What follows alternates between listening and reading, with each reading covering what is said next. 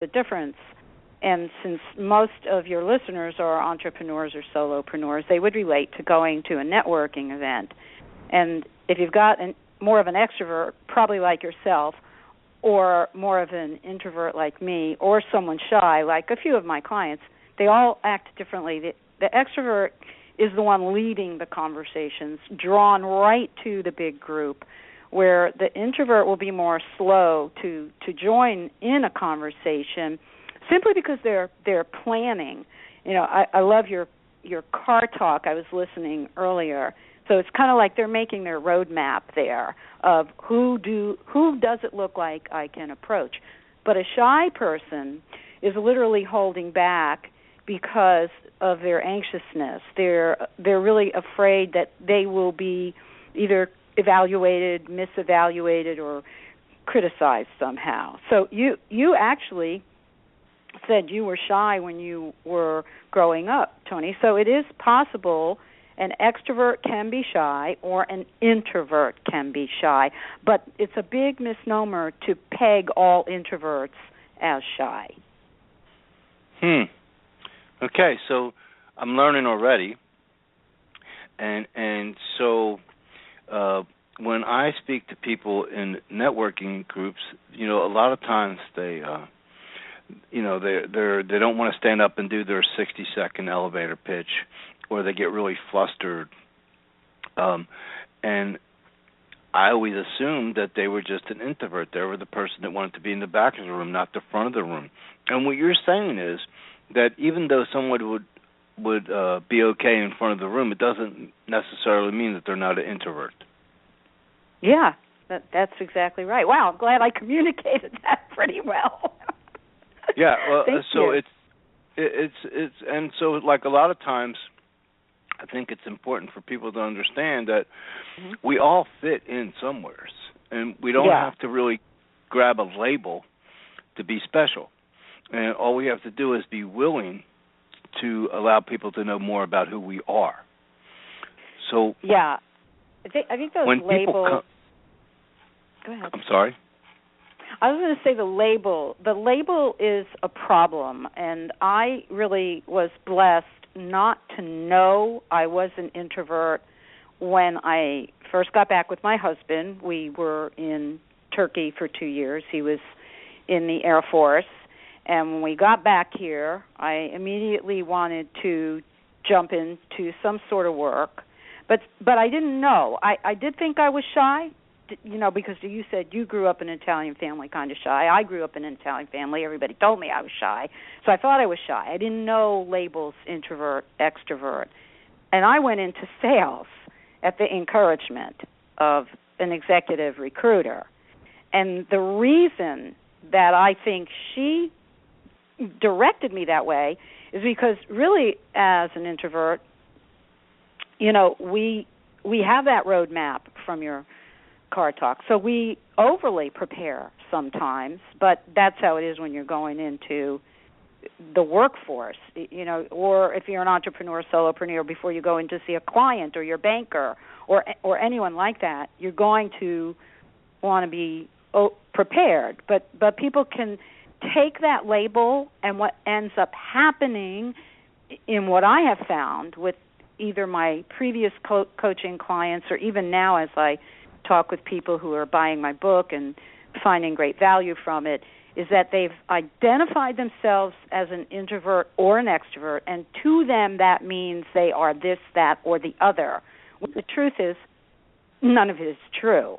I mean, introverts, the only difference between probably you and I on this radio show is as an extrovert, you're getting more energized by it as you go along. You were probably all pumped up for it before. You're now pumped up, and you'll be pumped up for hours later, whereas I didn't spend my morning talking with many people because I knew I'd be on your show. So it takes me a lot of energy to really get my thoughts together, to answer your questions, to have a conversation with you.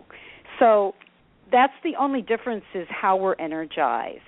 But the label is misleading, not just because of the way people talk about it, but it actually is because of the American psychological society or institute or whatever their name is. They make it out to be a bad thing, but it's not. It's just one piece of who we are as human beings. That is it.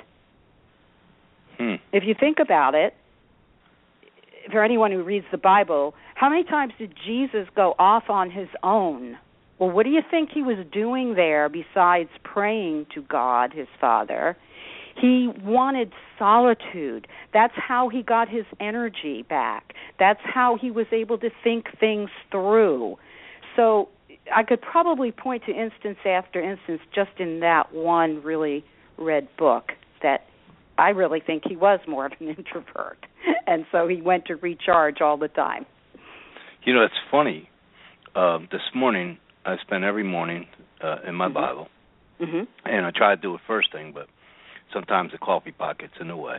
I found that what I read this morning was about faith, about being able to grow our faith. And it said that Jesus did go off on his own and pray and spend time with God alone. I mean, I read exactly what you just talked about. So now I'm thinking, okay, I got to be paying more attention now because that happens twice. The third time's like bing, bing, bing, winner, right?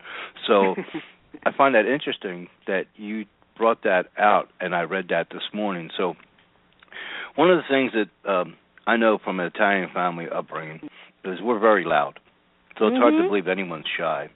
And if someone comes and visits at a family dinner or something like that, there's no way they're going to believe that, you're an introvert at all because of what you explained, that society puts that label on us.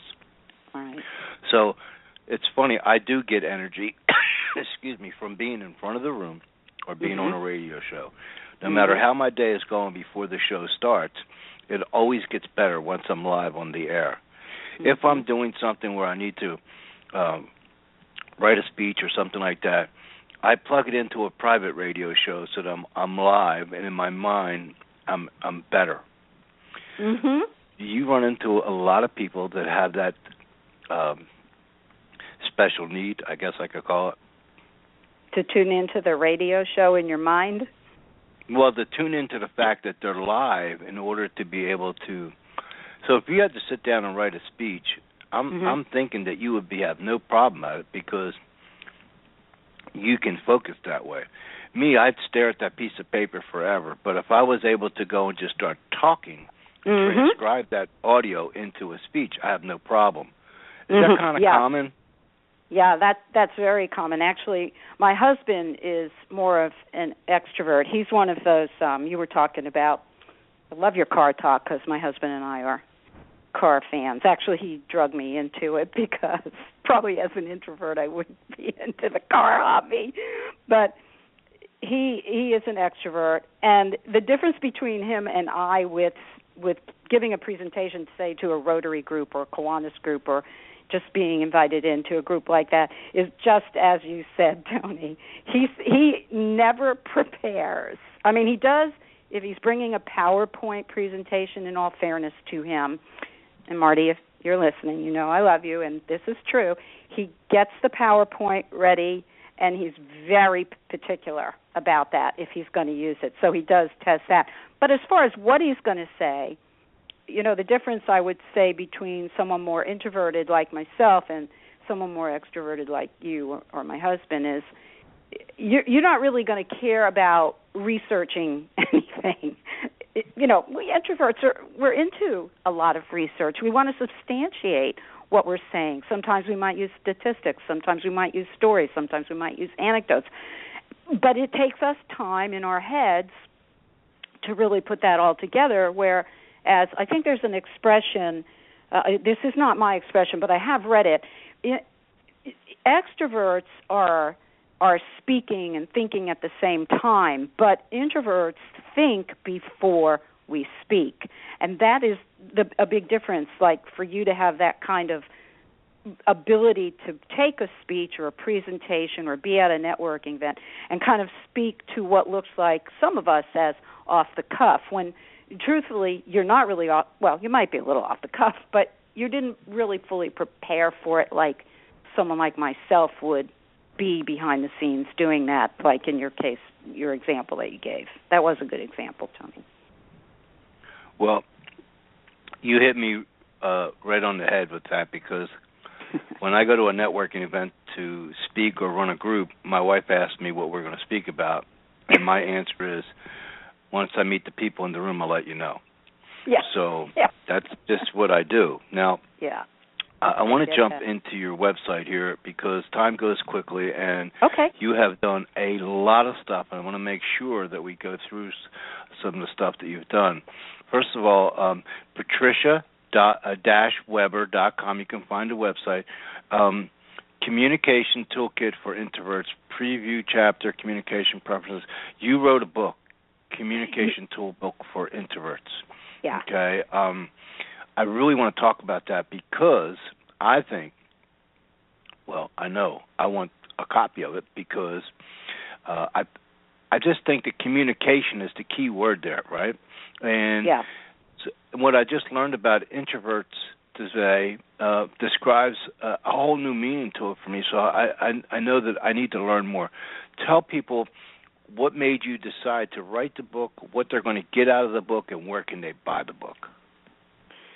What made me decide to write it probably is my ego. A publisher came to me and asked me to write it. That probably wasn't the best thing for me to do in terms of committing to that kind of a project. As it turned out to be, it took about a year to write, but it's a pretty comprehensive book. My purpose in writing it was that I really find it necessary for introverts to know that they have valuable ideas to contribute.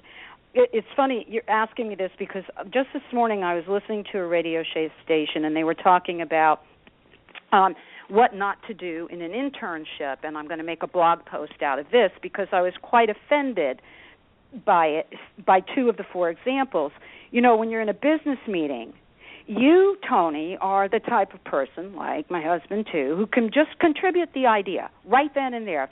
The meeting person who's in charge says to you, so does anyone else have any ideas? You'd pop up with one. My husband would pop up with one.